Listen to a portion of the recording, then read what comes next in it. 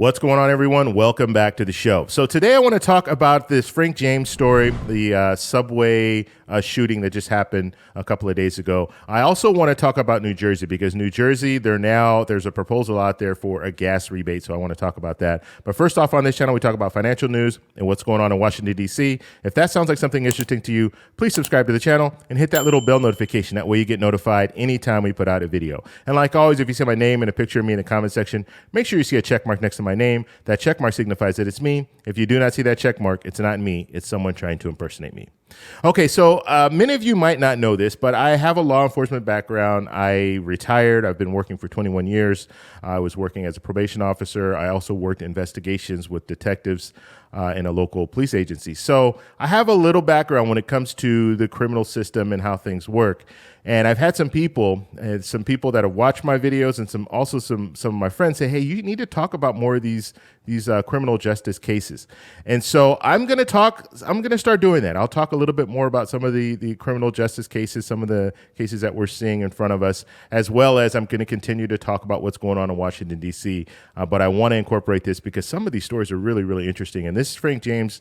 He was a YouTuber. Okay, he was posting videos. And so as far as Frank James, what we know at this point, he went into a New York subway system and he was able to get on a train, and he was dressed like he was working construction. He was able to get on one of the trains. He started letting off smoke bombs or gas or something like that. I guess he put on a gas mask first and then let these smoke bombs off. And then he started shooting, and he shot 10 people. Okay, now no fatalities, which is great, but still very, very, very traumatic, obviously. And so I guess what they're saying is his gun jammed. And when his gun jammed, then he took off running and he jumped on another train and took that train.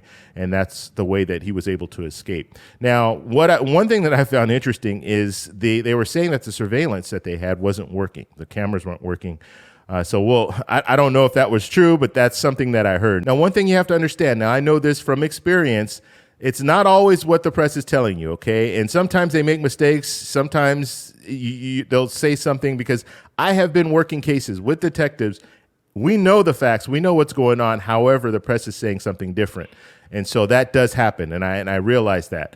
So when it comes down to it, he was able to escape. They did catch him today, so less than 24 hours, they were able to apprehend him, which is good. Now, he left a lot of stuff behind. He left a bag full of fireworks, and he left the handgun behind, and he left keys to the U-Haul that he rented under his name. And so all these things that were left behind just led police directly to him. Now, they just needed to find him, and I guess there was a tip that was called in, and they said that they thought they saw him, I think, either near a McDonald's or at the McDonald's.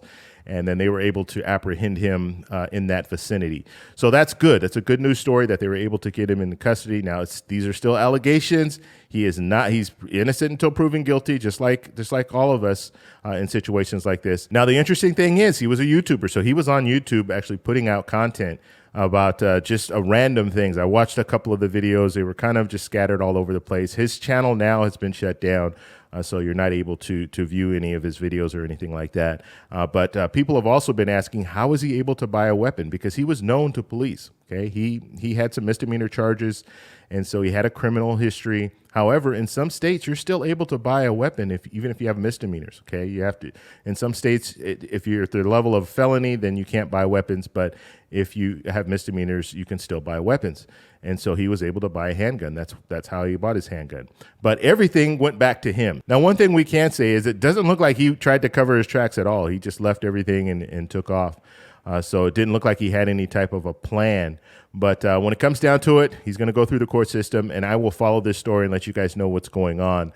But the good news is there were no fatalities, and the other good news is that he's in custody. Okay, so the next story I want to talk about is New Jersey, a gas rebate for New Jersey. You have all these states that are coming out right now with they either want a gas rebate or they're doing tax holidays. And so I'm telling you, every time that I bring one of these stories to you, a different state that's putting this proposal out there, it's good. It's good because all the states will probably address something, okay? If not the federal government. We're still waiting on the federal government. We're still waiting on the White House and leadership to say, hey, look, let's move forward with some type of a gas rebate. But we do see New Jersey, they want to move forward with a gas rebate. Now, the way that New Jersey wants to structure their gas rebate, it's going to be $250 per tax filer. So if it's joint filers, it's going to be $500. So that's what they're looking at right now. And I think it's good. I think it's a good sign that we have states that are really wanting to address this whole gas situation. Now, what a lot of states are doing is they're doing this gas tax holiday. Okay, so we're hearing a lot about this, and what they're doing is they're waiving the taxes. Okay, so that's only temporary. And so that's the only real problem with this whole situation is it's temporary. Let's say they do it for 2 months or 3 months. And then at the end of the 2 or 3 months, and the taxes will be implemented again. And once they're implemented again, guess what? Gas prices are going to move back up. And so usually it's about 15 to 20 cents difference depending on the state. And so it's not that drastic when it comes down to it, and it will go back up in the future. That's pretty much a guarantee, because we know once those taxes go back into effect, the prices are going to go up again. So it's only a temporary fix. We need something that's more stable. We need something that will help in the long term. So we're going to have to just see where everything goes when it comes down to it. But it's good to see. We have New Jersey, we have California, we have Illinois, we have a lot of these different states, Alaska, New Mexico. They're talking about this gas rebate. And they're seriously talking about it. New Mexico's gone as far as passing the bill, and they're just waiting for the governor to sign it.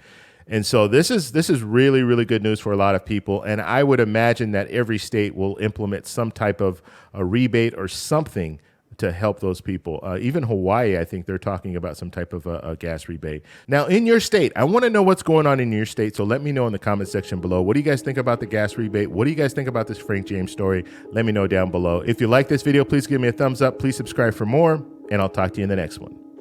Bye.